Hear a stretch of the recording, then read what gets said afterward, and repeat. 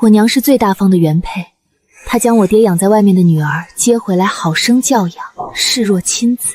而我作为她的亲生女儿，却被她扔在一旁不闻不误。她就是那个沈云柔啊！听说她母亲都不疼她。全京都的人都说她不爱我，说她为了讨好我爹，不惜冷落自己的女儿。但只有我知道，她这么做是为我搏出一条生路。没人比我娘更爱我。姐姐，这葡萄冰手，如意帮你剥。沈如意，这是外公送来的吉吉礼单。够了，不过一张纸，如意也是好心。娘，老爷当年为攀附我父亲的权势，与我成亲，如今位高权重了，竟将这只比云柔小1岁的私生女领回来了。夫人，如意是我的骨肉，总不能让她流落在外吧？这么多年我没让她进门，已是委屈了他们母女。既然是沈家的种，就留在府里吧。嬷嬷，去寻最好的教习嬷嬷，琴棋书画，如意都要学。这之后，我这个嫡女有的她都有，而我没有的，似乎她也有。大小姐让让，夫人吩咐了，上好的布料、金银首饰、孤本都紧着二小姐先选，您等二小姐选剩下的再说吧。乔姐美，二小姐那边才是真热闹，夫人这心啊，早偏到没边喽。跟着二小姐才有赏，跟着这位，那是自讨没趣。夫人如此通情达理，真乃我沈府之幸，老爷我甚是满意。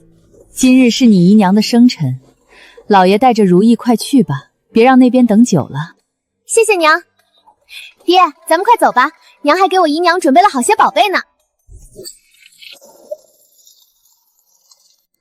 审视淑德，教导庶女尽心尽力，贤名远播，特赏诰命夫人名头，钦此。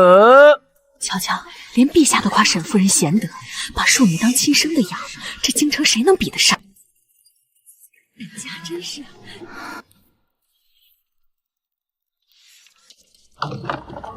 我的好小姐，你还有心思看书？你看看外面都在传夫人如何贤德，传二小姐如何像个嫡女。刘妈，汤凉了，帮我温着吧。小姐，老奴是看着你长大的，心里疼啊！就算夫人要偏重二小姐，也不敢这么苛责你呀。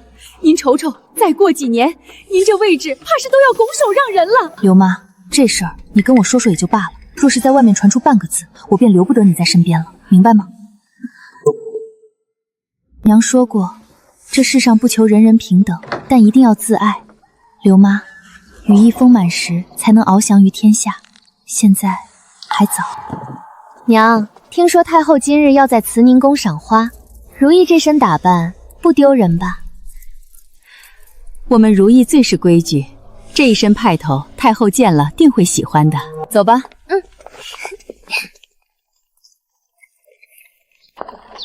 太后，臣妇有一私心，如意虽是庶出，可自小养在臣妇身边，吃穿用度、琴棋规矩都是按照嫡女教出来的。哀家瞧着她确实不错，难为你这一片慈母心肠。臣妇实在不忍如意受委屈，斗胆请太后多留心，帮这孩子指条明路，相看个合适的人家。沈云柔，我们谈谈。我喜欢如意那样的女子，她温柔知趣，比你这样刻板守规矩的性格让我着迷。我已经跟双姨说过了，反正我们总是要跟沈家成亲的。我准备去求陛下给我和如意赐婚，希望你懂事些。若只是这件事，我便答应了。你还有什么别的事吗？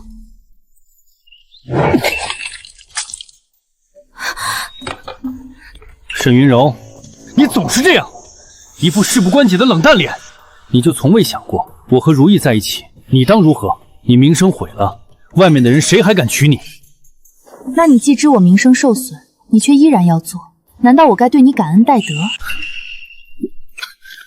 反正此事已定，我与如意的婚事，两家父母都很满意，我父亲择日便会进宫为我请旨。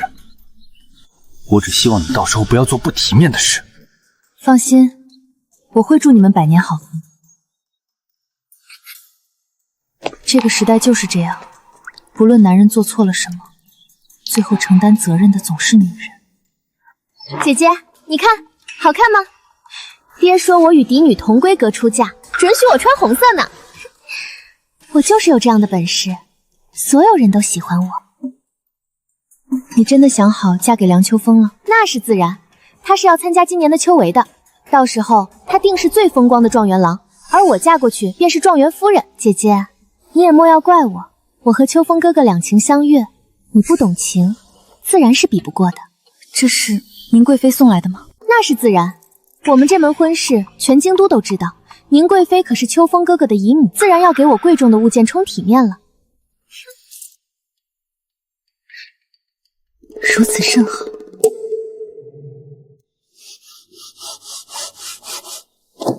二小姐真是没有分寸，跟外男如此亲近，还要特意跑到您跟前炫耀，也不知道安的什么心。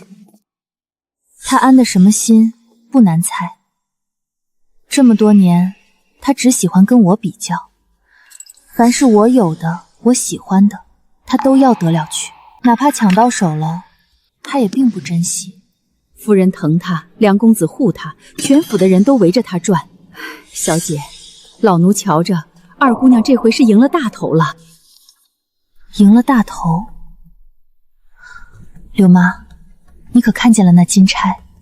这可是宁贵妃送来的，按照规制，这是皇后的配置。宁贵妃，她不过是个贵妃，竟敢送这样的东西！贵妃纵使再得宠，也实在跋扈了些。这门婚事，全京都都在看。梁秋风和沈如意在一起，意味着镇国公府和咱们尚书正式连了温。联姻不好吗？东宫可还有位真太子呢，太子无能，可陛下这么多年都没有废他的意思。皇后能坐视不管吗？镇国公府现在是正大光明的想要拥护宁贵妃的儿子上位，可皇帝正值壮年，刘妈，你说坐在龙椅上的那位，他能忍吗？熄灯吧，天要亮了，好戏才刚开始。二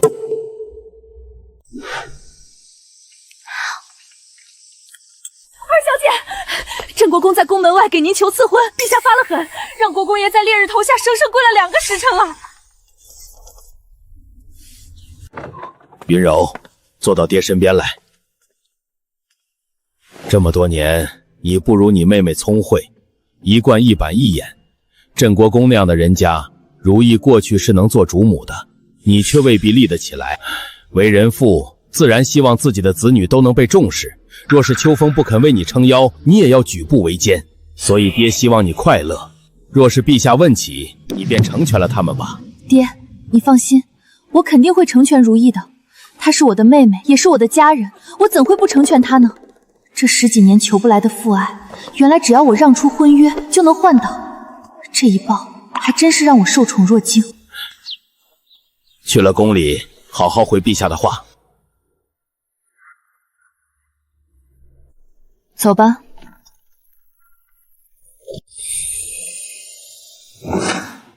抬起头来，看着朕。听闻沈家大小姐长得极美，今日一见，倒不像外界传的那般不如你妹妹。陛下谬赞，臣女不过仆两之资，当不得如此夸赞。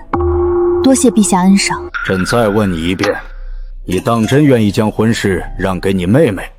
朕听闻你心悦镇国公大公子许久了，那梁秋风年少得志，一表人才。你若今日点了头，这婚事可就再没转圜的余地了。若你受了委屈，或是有人逼迫你，朕今日也可以为你做主。求陛下成全我妹妹和梁家大公子吧。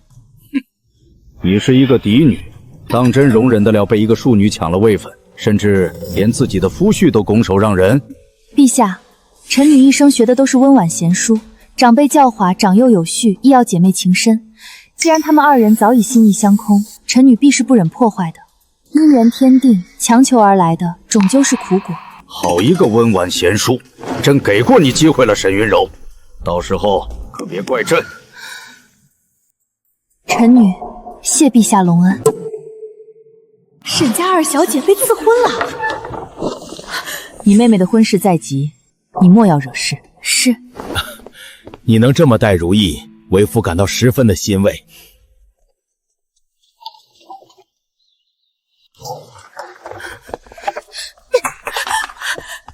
沈云柔，你一向自视高于我，可是你看看，你的母亲、你的未婚夫，还有你梁家少夫人的位置，都是我的。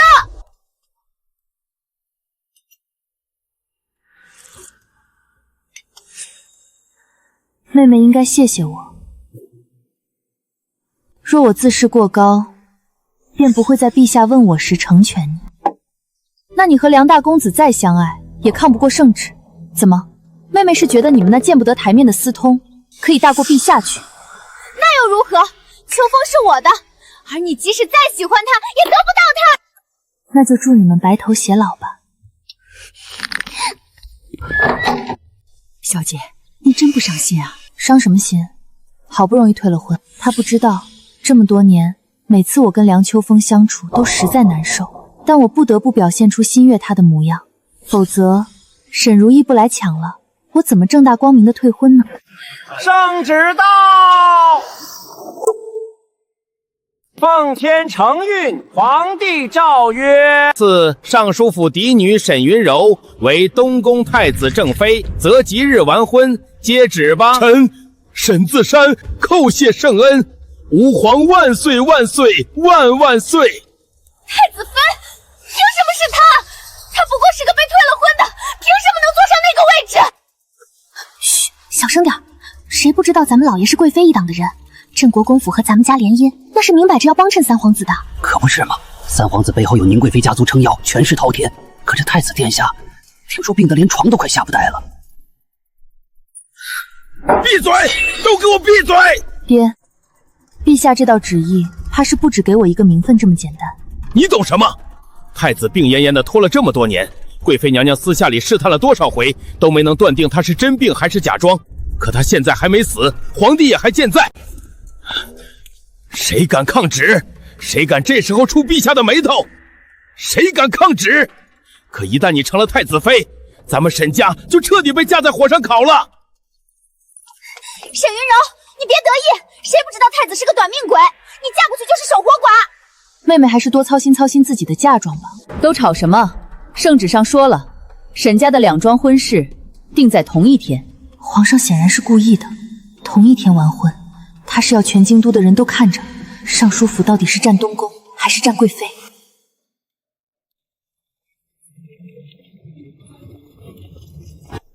哎呦，轻着点儿，这可是宫里送出来的掐丝珐琅，要是碰了一星半点，你有几个脑袋赔给太子妃娘娘？瞧瞧，二小姐那边虽有贵妃娘娘贴补，可到底只是个臣妻。大小姐这可是东宫正妃，太后和皇上亲赏的东西，谁敢抢这份风头？我这正妃之位是皇上为了平息众议亲赐的，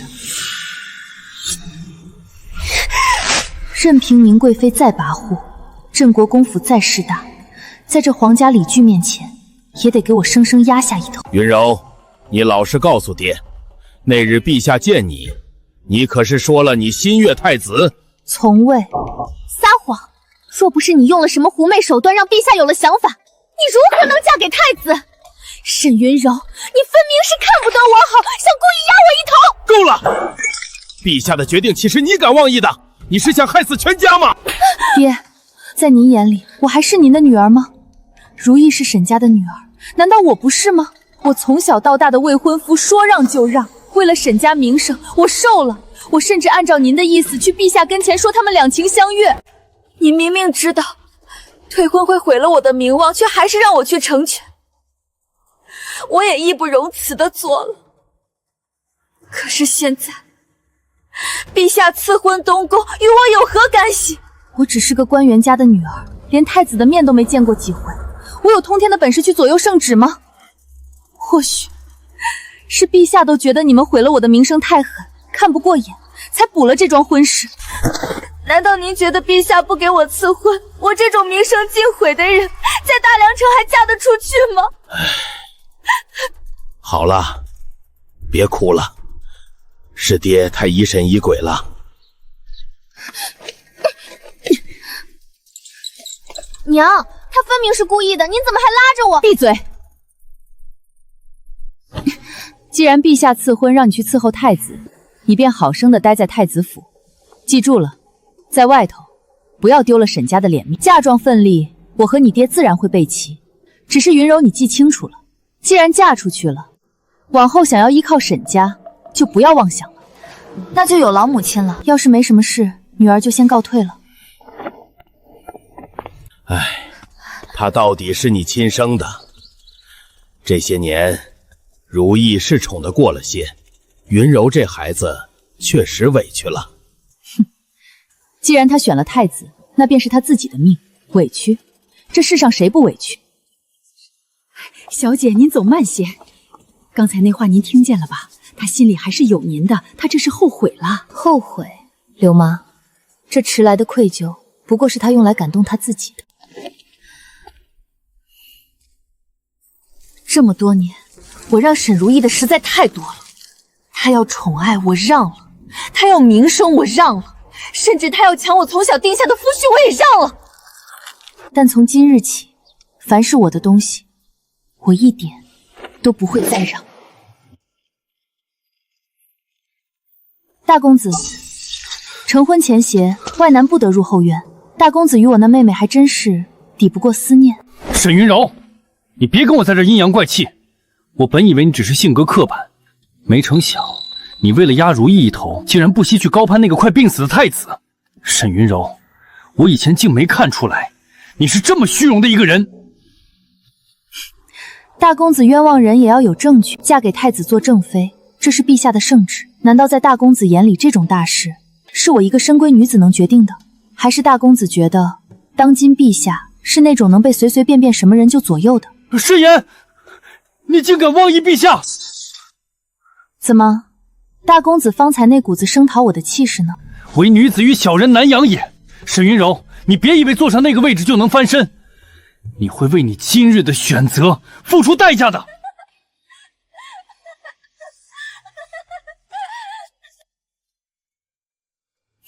小姐，这梁大公子当真是疯了，这种时候还敢前进来见二小姐，他临走时那话听着怪瘆人的。我的选择，刘妈，你听听，他居然觉得这是我的选择。这京都波诡云贵，尚书府是棋子，镇国公府是棋子，我更是棋子，我从来都没得选。既然无路可退，那我就顺势而为。我也想看看，这代价到底是谁付不起。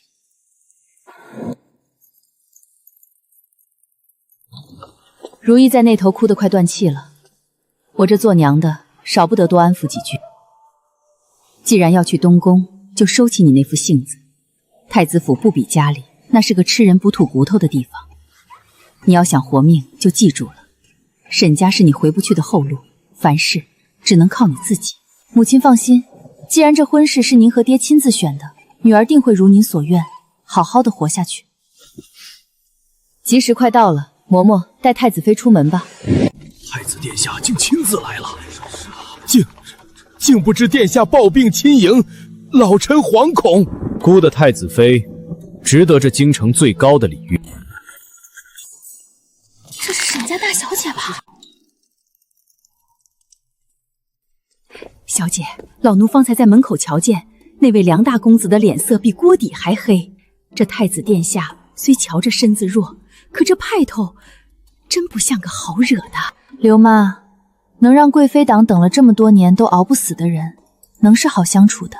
这里每一个人都对我客气的过分，父亲弃我如草，母亲逼我入洁净。如今这东宫的客气，这一局我是没得选，但我也要看看谁能笑到最后。太子妃，老奴刚才在窗缝里瞧了一眼，太子爷在席间被灌了不少酒，那身子骨摇摇欲坠的，怕是悬。太子妃，老奴求了嬷嬷好久才准带进来的，太子一时半会儿估计回不来，您还是要垫垫肚子。刘妈，你也吃点，这东宫上下都是皇后的眼线，往后我只有你能信了。老奴省的，老奴虽然不如宫里人伶俐，但这把老骨头一定帮您守好这扇门。殿下，你慢着点儿，这脚下有门槛。滚！给我滚出去！姑能走。殿下小心，别动。这掀盖头可是大事，姑要亲自来。你……姑跟太子妃想象的不一样，倒是让太子妃失望了。臣女，臣妾不敢，臣妾失仪，请殿下责。姑从未想过，沈家竟是还有个如此标致的人。那日你同父皇退亲的时候，姑就在御书房的屏风后面。姑瞧着你那副温婉之下藏着反骨的模样，有趣的很，所以后来才亲自跟父皇求了你。姑很中意太子妃，所以莫要辜负了姑。是，殿下，臣妾定不负殿下厚爱。他根本没有病，这东宫藏着的秘密比尚书府还深。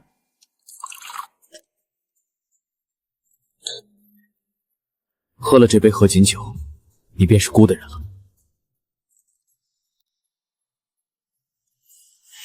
这酒甜吗？甜。殿下，您的身体……姑不弱，你等会儿就可以好好感受一番。到底是谁传他身体不好的？醒了，昨夜累坏了吧？殿下，天色不早了，外头的嬷嬷怕是等着叫起了。你好好再休息会儿。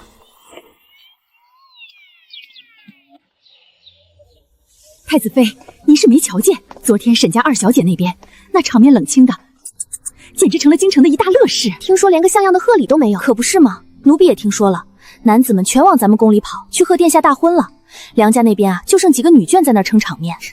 听说那位二小姐算计了多少年的十里红床，昨儿抬出去的时候，连个看热闹的彩头都没有，活活成了一个大笑话。喧嚣过眼云烟，随他们说去吧。更有意思的还在后头呢。那个梁大公子成亲当天就把外室和通房全抬成了姨娘。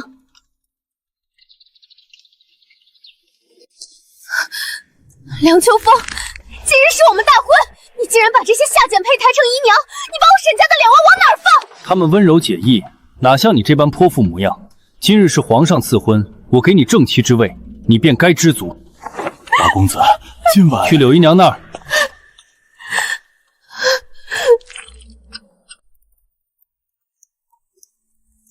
到底是沈家的嫡女，即便是被冷待，教养还是在的。只是秋风的孩子是没这个福分喽。娘娘说的是，臣妾资质平庸，确实不敢奢求太多，能得陛下厚爱，已是莫大的福分。宁贵妃也不必为梁家遗憾，本宫倒觉得这姻缘自有机缘，左右也应了沈如意那名字。嬷嬷，去将那对玉如意送到镇国公府。皇后娘娘，当真是费心了，臣妾身体不适，先告退了。哪有回门来的这么迟的？分明是故意想让咱们在太阳底下晒着，摆他太子妃的臭架子。闭嘴！她是太子妃，东宫的仪仗哪是你能妄议的？驾！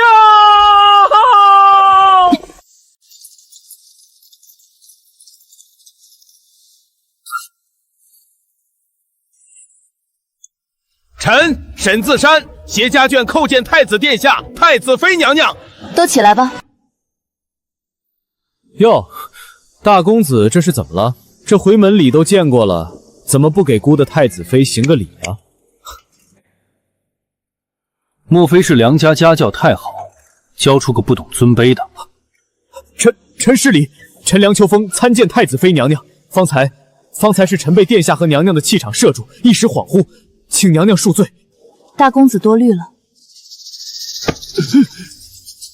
恕罪就不必了。大公子往后眼光放亮点，别再恍惚了。岳父大人，今日姑陪太子妃回门，原就是为了全了这民间的团圆礼。咱们也别在这晒着了，不如一起吃顿家宴。殿下体恤，是老臣疏忽了。席位早已备好，皆是云柔爱吃的口味。殿下请，娘娘请。岳父这府邸倒是比姑那东宫还要热闹些，看来大公子新婚，这喜气还没散亲呢。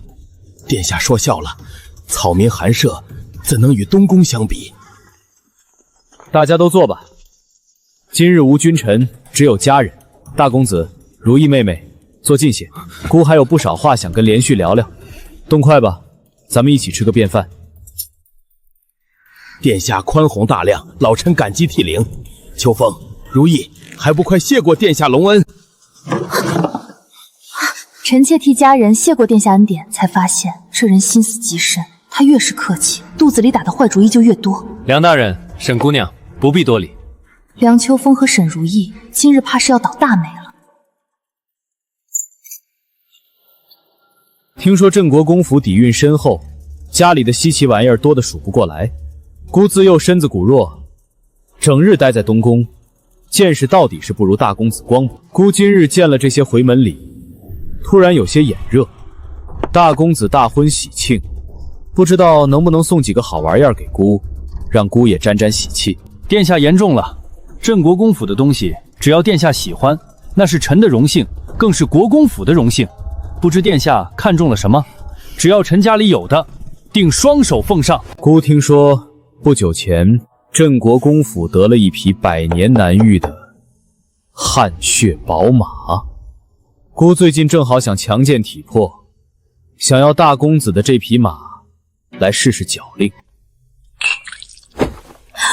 怎么，姑看大公子的脸色不太好，莫非这匹马有什么不妥，不方便给姑？那匹马是镇国公府费尽心思寻来，原是备着送给贵妃之子三皇子的，如今还没找着由头送出去，却被太子横插一刀。这马要是给了东宫，贵妃那边怕是再难信任梁家了。殿下，殿下言重了，不过是一匹畜生，能得殿下看中，是他的福气。臣等回去立刻让人给殿下送去。哈哈，好，大公子果然爽快。这尚书府的饭菜，想必太子妃定是吃惯了的。姑今日也跟着沾沾光，尝尝这滋味。柔儿平日里在东宫吃的极少，姑瞧着都心疼坏了，总想着她不会是在尚书府养坏了胃口，没吃过几顿好的吧？殿下说笑了，老臣对云柔一向是极好的。是吗？快去把厨房里那2个最贴心的厨子叫来，太子妃若是喜欢，今日便一并带回东宫。夫人，你也多吃点儿，这些日子辛苦你了。沈如意不说话，看来这几日过得极不舒坦。以前在我面前那种趾高气扬的劲儿，如今是一分也瞧不见了。殿下与老爷连见之间，想必还有不少朝堂政事要谈。云柔、如意，你们姐妹也许久没在自家园子里走走了，陪我出去透透气吧。岳母大人体贴，柔儿去吧，带姑好好陪陪母亲。娘，您当初可不是这么跟我说的。您说会让外公家给秋风助力，帮他在京城立稳脚跟。可是成亲当天，梁家的人鼻子不是鼻子，脸不是脸，说根本没看到您承诺的诚意。就因为这个，他们全家上下都冷待我，我这正妻当的还有什么意思？娘该给你的体面都已经给你了，可是我的娘家那是将军府，大梁城的兵权那是多少人盯着的肥肉，你以为是那么轻松就能给到我的？梁家想要助力，总得先拿出他们的诚意。况且你现在不是亲眼看到了吗？云柔现在嫁给了太子，那可是东宫。若是咱们沈家现在和镇国公府走得太近，被陛下定一个结党营私的罪名，别说你爹头顶上的乌纱帽，就是镇国公府拼了命挣来的那点功勋，也未必能扛得住。为娘别的不想跟你多说，你自己也是个聪明的，想来也能想明白。听话，耐着点性子，再等等。云柔，你也先坐吧。如今你已是东宫太子妃，身份贵重，为娘也没什么可叮嘱你的了。母亲客气了。至于梁家那2个姨娘，如意，你要想开些。男人3妻4妾是再正常不过的事，哪怕他们再怎么闹腾，你也是正妻。梁家的一切，未来都要由你说了算。2个姨娘算什么？你这婚事可是陛下亲口赐下的，他们再怎么得宠，还敢闹到陛下那里去吗？只要你不放话，他们这辈子都翻不了天。我娘这番话似乎说的句句有理，可是每一句都让沈如意忍气吞声。可是娘，忍要忍到什么时候？难道要我像您一样，一辈子得不到宠爱，眼睁睁看着我爹日日惦记着别人吗？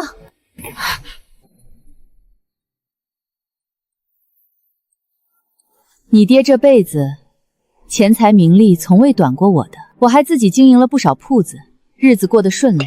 你爹啊，唯一的爱好就是喜欢你娘。当初我若早知道他心头有这么个宝，我会直接成全。只是事已至此，我也只能让你爹将你娘接回来。可你也得懂，当初你这婚事，你娘跳出来闹得不可开交，那是生生卷了你爹的面子。如今正在风口浪尖上，你娘怕是还要再委屈些时日。母亲这番话看似替沈如意着想，实则每一句都在把她往是她亲娘的错这条路上引。是女儿失言了，此事不怨爹，我娘当初确实有些欠妥当了。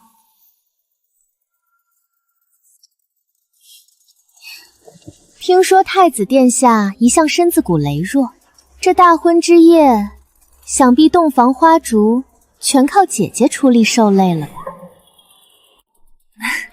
妹妹多虑了，殿下确实是个斯文人。斯文？那人简直如狼似虎，好没节制，倒是累得我这后腰到现在还隐隐作痛。好在殿下在宫里存在感不高，我也免了不少繁文缛节，倒比妹妹在梁家应对那堆姨娘要轻松得多。瞧着她这副模样，真是活该。柔儿，该回宫了。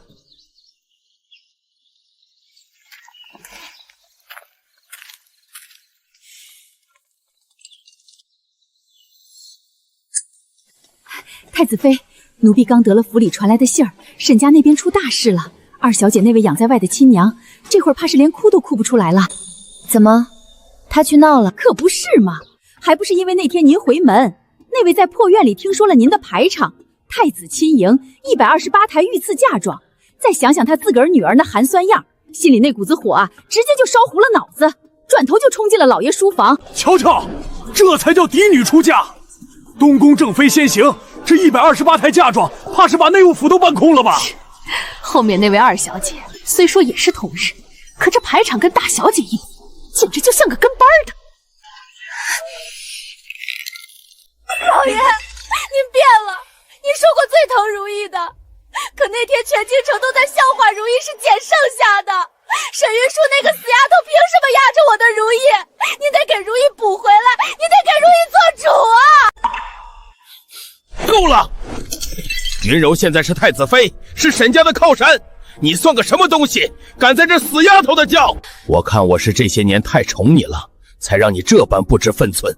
原本打算如意成亲后接你回府，现在看你还是待在那破院子里老实待着吧，这辈子都别想进沈府的大门。我爹那个人的温情，从来都只给能给他带来体面的人。您说的是，如今那接回府的事彻底吹了，那个女人正在外头哭得死去活来呢。所谓的真爱，在长幼尊卑和滔天权势面前，连一张废纸都不如。我的好主子，您这2日是怎么了？平日里胃口最稳，这几日连最爱的金丝枣泥糕闻着都直皱眉，昨儿夜里还贪睡的觉都叫不醒。不知怎的，心里总是闷得慌，总觉得这胃里翻江倒海的。莫不是？哎呀，老奴这就去请太医。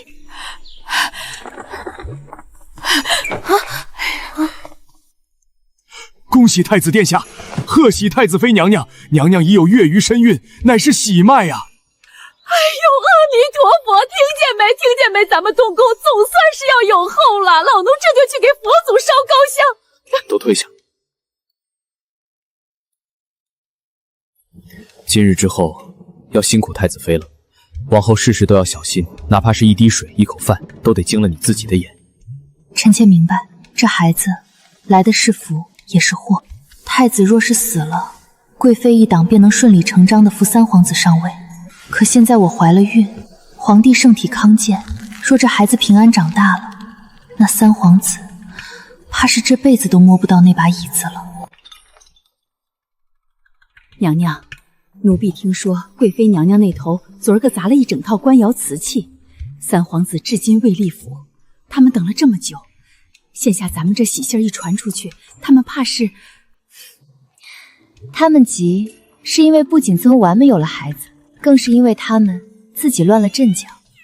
娘娘指的是你不记得回门那天，殿下跟梁秋风要的那匹汗血宝马了？贵妃久居深宫，处处谋划算计，早就不信任人心了。梁秋风送了那马，就等于在贵妃心头扎了一根刺。好一个镇国公府，好一个梁秋风！那马本是备给皇儿的生辰礼，他竟然眼都不眨就送给了东宫。娘娘息怒，大公子许是怕太子起疑才怕。我看他们是瞧着本宫老了，想要另攀高枝了。梁秋风或许是无奈之举，但本宫不得不思考，如果镇国公府真的临阵倒戈怎么办？贵妃娘娘息怒，处处谋划，步步算计，不听话的狗留着也是祸害。娘娘，大喜事！陛下刚才在宣政殿大赏镇国公府，说是那汗血宝马是祥瑞，救了殿下的命。赏了什么？100两黄金，全京都都传遍了。可梁大公子的脸色，听说比哭还难看。朕闻镇国公府大公子梁秋风献马有功，此马乃当世祥瑞。太子自得此马，圣体竟有大好之事，又恰逢太子妃有孕，双喜临门，天降祥瑞，特赏梁秋风100两黄金，以表皇恩浩荡。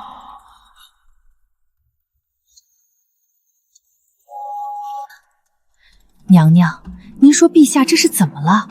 那马分明是太子硬要来的，陛下不但不生气，反而给梁大公子赏了这么多金子。刘妈，这黄金哪是赏赐？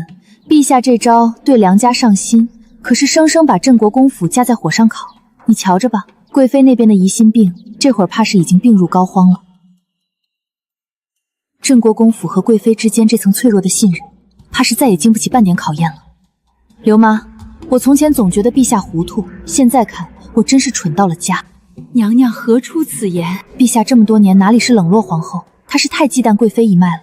可他羽翼未丰，朝堂半数都在那帮人手里，所以他只能冷落皇后，逼着太子装了这么多年的病。只有让那个位置看起来摇摇欲坠，才能在那帮恶狼嘴底下保住太子的命。宠妃虽好，但宁贵妃那个人，她更想当的是垂帘听政的太后。如今盟友离心，她这太后的梦怕是碎了一地。皇家这些算计，当真是杀人不见血。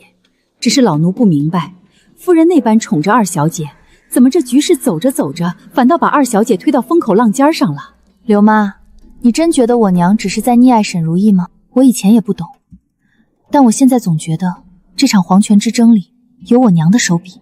夫人，刘妈，你想想，若你是镇国公，瞧见我娘把沈如意宠成了新金子，还许了兵符，你会怎么想？那自然是觉得娶了二小姐，就等于握住了将军府的10万大军啊！正是如此，我娘故意弱化我的存在，让全天下都误以为沈如意才是沈家最得宠的筹码。这不仅仅是让镇国公府咬了钩，更是给如意设了个死局。沈如意想要那枚兵符，我想高坐在龙椅上的陛下梦里也想要那枚兵符。哎呦，我的主子，这话可不敢乱说。那兵符如今到底在哪儿呢？所有人都在找他，所有人都以为他在如意的那些奇珍异宝里，可他们做梦也想不到，我娘究竟把它放在了何处。那个地方只有我知道。刘妈，你可记得我出嫁前，我娘塞进我嫁妆里的这只钗子？老奴哪能不记得？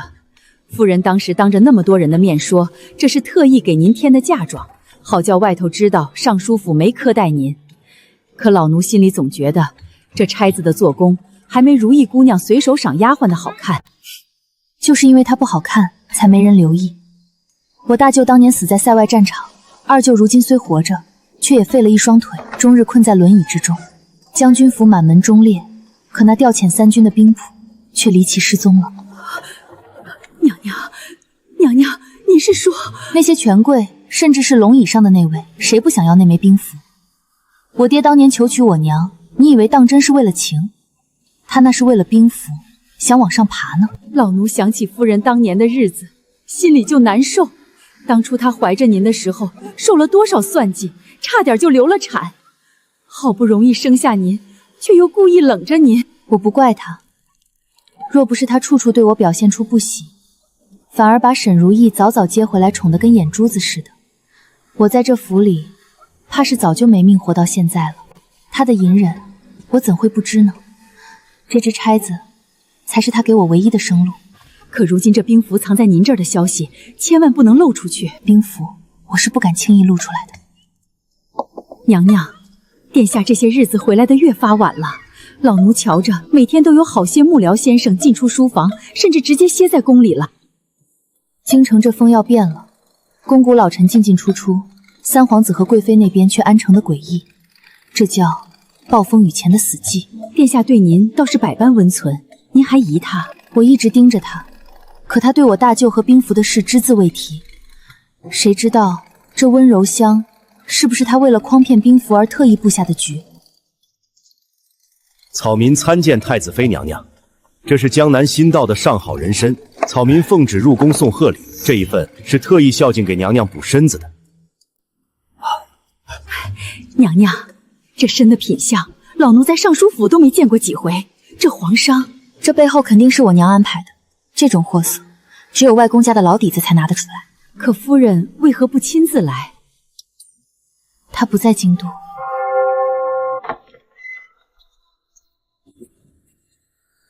今日听岳父说，沈夫人跟着自家的商队随行，去开通边境行商贸了。母亲一向喜欢经营那些铺子，倒是闲不住的。岳父也同意了，说是大好机会，不容错过。既然父亲也准了，那自然是极好的生意。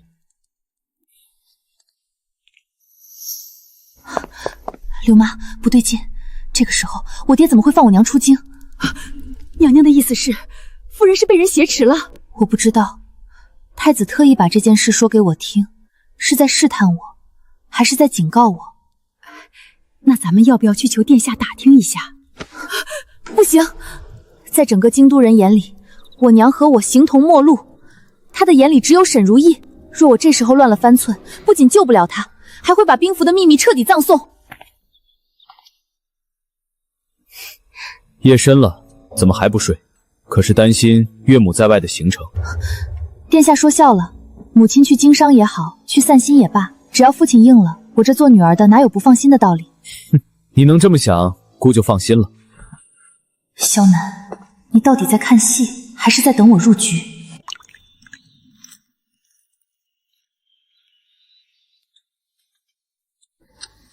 娘娘，您这肚子见天的大起来，这几日胃口又差，老奴瞧着这心里总是不踏实。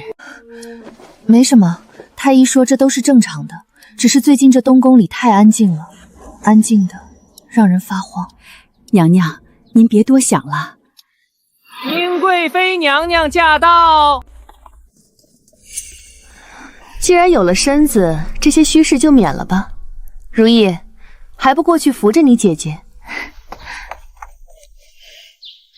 你和如意到底是亲姐妹，她怀孕后也惦记着你呢，特意求到本宫面前。这不，本宫便带着她进宫来看看你，顺便添些补品。臣妾谢娘娘恩典，只是这般贵重的物件，臣妾受之有愧。宁贵妃的东西可不是那么好吃的。罢了，本宫这身子骨突然有些不舒服，怕是坐不住了。如意，你留下来陪你姐姐说说话，你们姐妹情深，想必有许多私房话要讲。本宫先回宫歇息了。姐姐怀孕倒是难受的紧，不像妹妹我，竟然什么事都没有。连秋风哥哥都夸我，说我是个天生好生养的，不像有些女子怀个孕便要死要活。妹妹既然身体这么好，想来在梁家也是极顺心的。只是我听闻梁大公子最近新纳了一位得宠的姨娘，那是温柔解意，夜夜留宿。妹妹，你在那边还好吗？你怎么知道那贱人的事？妹妹若是过得不好，回宫跟姐姐直说便是，何必在这儿强撑着演戏？妹妹不说话，是在想怎么好编个好听的谎话来骗我，也骗你自己吗？沈云柔，你少在这儿信口雌黄！我是梁家的嫡媳，又是宁贵妃的亲眷，我有什么不好的？妹妹既然说梁大公子待你极好，那想必你亲手去捅那位姨娘肚子的时候，她也一定在旁边护着你吧？你怎么，贱人！你敢逼我先怀上，我杀了你！沈如意，你看看你现在的鬼样子，你这种毒妇，多看一眼都让我恶心。听说梁大公子现在连你的院门都不进了，反倒是那位死里逃生的姨娘，如今也被抬成了平息，和你平起平坐了。尚书府永远是我的后盾，那又如何？我爹疼我，他把我娘抬成了平妻，尚书府永远是我的后盾。如意，叶，别这儿哭丧，把你娘抬上来是为了给宁贵妃看咱们沈家的诚意。你在梁家受点气算什么？只要能帮到贵妃娘娘，你就是死在那儿也是沈家的功臣。如意，你真以为宁贵妃接你进宫是疼你？她那是保护不了三皇子了，想在临死前拿你当最后的一颗雷。爹到底有什么打算，我不清楚，但妹妹得明白，与虎谋皮定会被反噬的。他是让你进来杀我的，一旦帮我出事，你肚里那个梁家的种就是第一个被陛下拿来祭旗的牺牲品。与虎谋皮，沈云柔，你少在这装清高！你以为谁都跟你一样从小不受宠？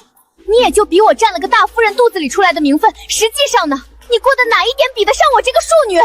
这里的荣华富贵本该是我的，你有什么资格，有什么脸面来教训我？沈云柔，我杀了你，大家一起死！娘娘小心！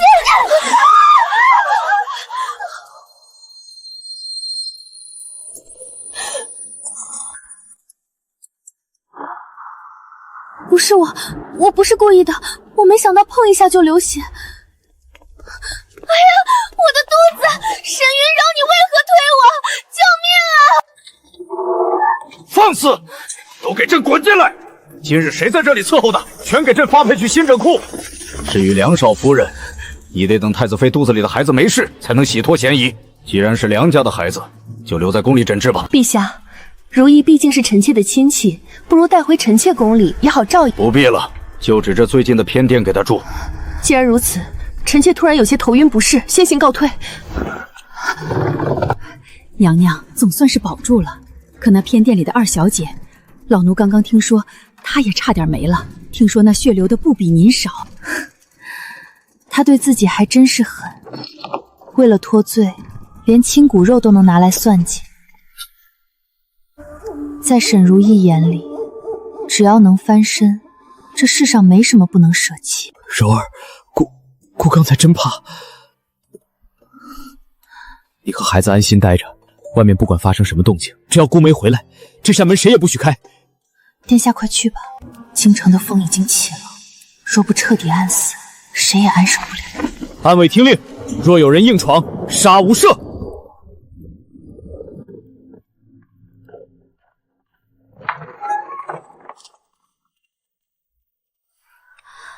母后，您怎么过来了？坐着。今晚母后哪儿也不去，就在这儿守着你和孙儿。娘娘，太子妃，陛下让老奴带个口信，今儿个宫里有些不太平，怕是要走水，您二位定要待在殿内，切莫踏出房门半步。外头这阵仗防的原来是谋逆的人。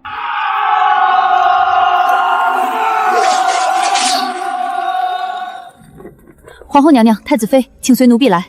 这里有个密道，是太子殿下特意交给奴婢的。一旦有人侵入东宫，奴婢要立刻带你们离开。你是谁？你是皇家的暗卫。娘娘，快走，没时间了。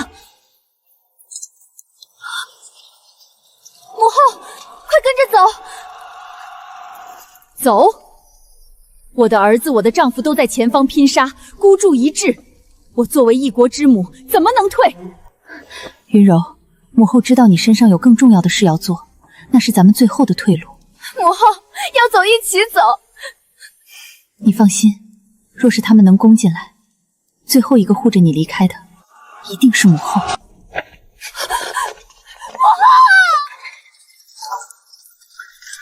开门！母后！太子妃，您不要辜负皇后娘娘的心意。他封死了路，他这是要拿命替我挡着。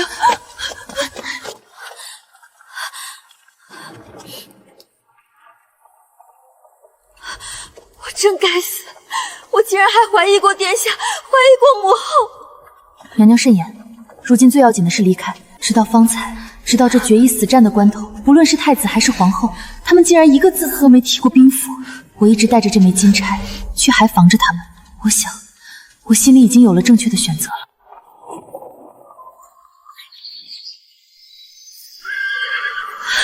二舅，云柔，你娘说让我在这儿等你，可我左等右等，你都不来。京都已经烧了一夜，二舅，真怕这辈子都见不到你了。二舅，他们还在里面，母后封死了密道，送我出来，殿下也在死战。二舅，求你，救救他们，救救他们！终于归位了。只要兵符在手，这京都的局便能翻过来。众将官听令，京都有难，太子妃被逼出逃，逆贼宁家祸乱宫闱，请诸位随我一起清君侧，杀逆贼！清君侧，杀逆贼！清君侧，杀逆贼！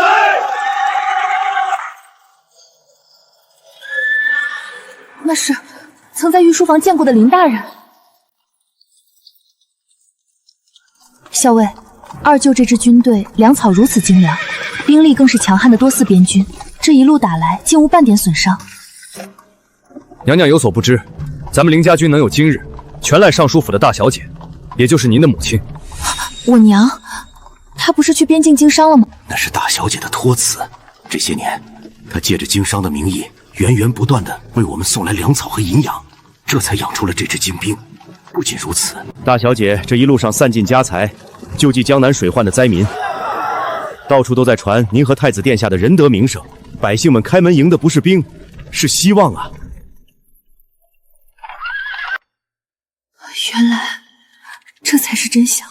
他为了给我搏出一条生路，背负了多少骂名。这么多年，我竟连一声娘都没好好叫过他。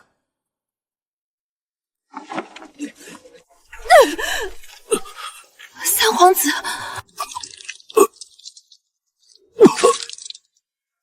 别看，都结束了，对吗？结束了。你为什么不早就让我把兵符给你？你明明知道，只要兵符一出，城北大营顷刻便能入宫，你何必把自己逼到这种绝境？万一二舅来迟了呢？皇权夺位，步步惊心，这本就是男人们的事，无关乎女子。你又是我的妻，腹中还怀着姑的骨肉，我哪里舍得让你这种时候还要为我东奔西走，去冒那跌入陷阱的风险？只是姑还是棋差一招，最后竟还是要我的太子妃来救姑才行。你还有心思开玩笑？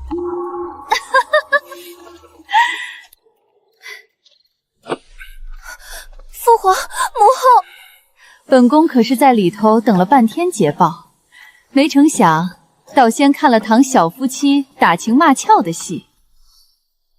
怎么样，云柔，母后没吹牛逼吧？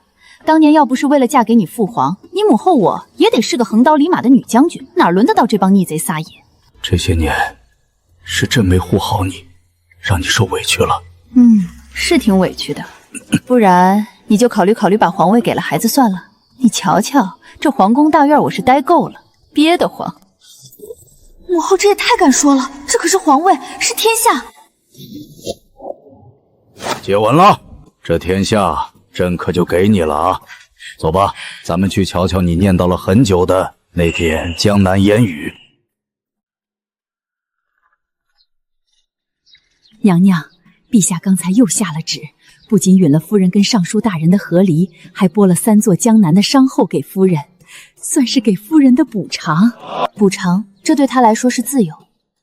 那沈家那边呢？沈家勾结逆贼，陛下开恩，没要老爷的命，只说是抄了家产，全族发配岭北，终生不得回京。至于宁贵妃和镇国公2家，诛了9族，今儿个午后就要行刑了。被叫，我要去见沈如意最后一面。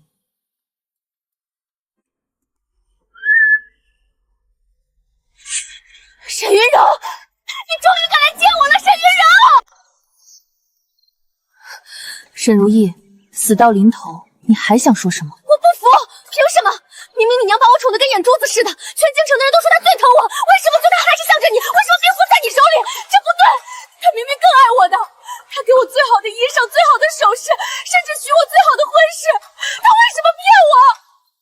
有什么不对？如意，你到现在还没想明白吗？他若不偏宠你，若不把你嫁到那个高位上，梁家造反一同去赴死的，不就是我了吗？从一开始，我娘就不同意我和梁秋风这门婚事。她知道梁秋风并非良人，知道镇国公府狼子野心，不然，你以为凭你那点不入流的小手段，怎么就能那么顺的跟他私通？私通？是他默许的。他是拿我当了你的挡箭牌，他把你宠成了全京城的靶子，把所有危险都吸到了你身上，只为了让我能在暗处平安地走进东宫。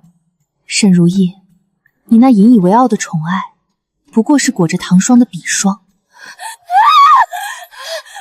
不信！我要杀了你们！我杀了你们！杀了你们！杀了你们！永别了，妹妹。杀了你们！杀了你们！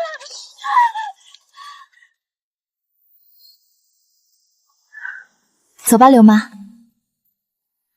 娘娘，夫人现在应该已经出了城关，往江南去了吧？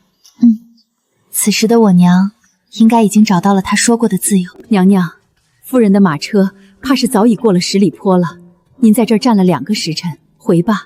刘妈，其实我以前一直以为母亲不爱我，直到8岁那年，我躲在屏风后，听到了她最大的秘密。娘，为什么你只给沈如意买花，却连看都不看我一眼？你是不是真的不爱我？柔儿，娘接下来说的话，你现在可能听不懂，但你要死死记在心里。娘其实不属于这里，我来自未来。在我的那个世界，我还只是个刚毕业、爱玩闹的小姑娘，我从未当过娘，更不懂在这吃人的深宅里该怎么保住你。可我既然成了你的娘，就要给你求一个好结局。这深宫内院、朝堂权谋，娘不懂，所以娘只能学。娘费尽心力，用尽毕生所学，在这个世界努力经营，甚至不惜让你恨我，让如意抢走一切。因为只有这样，全天下的刀子才会对着他，而你才能有一条干干净净的生路。他为了我，在这不属于他的世界里困了20年，谋算了一辈子。他说他那个世界，女子不必藏在深宅大院，不必为了一个男人争个你死我活。他说女子当如羽翼丰满的孤鹰，翱翔天下。我不知道他什么时候会回到自己的世界，或者他是否已经回不去了，但我知道无论他在哪儿，他永远爱我。刘妈，替我传旨给暗卫。娘娘请讲。一路暗中护送，不必惊动，不必露面。若他想去江南看雨，便让他看个够；若他想去塞外跑马，便由着他去。他护了我20年，往后换我护着他。老奴代夫人谢皇恩。柔儿，一定要幸福啊！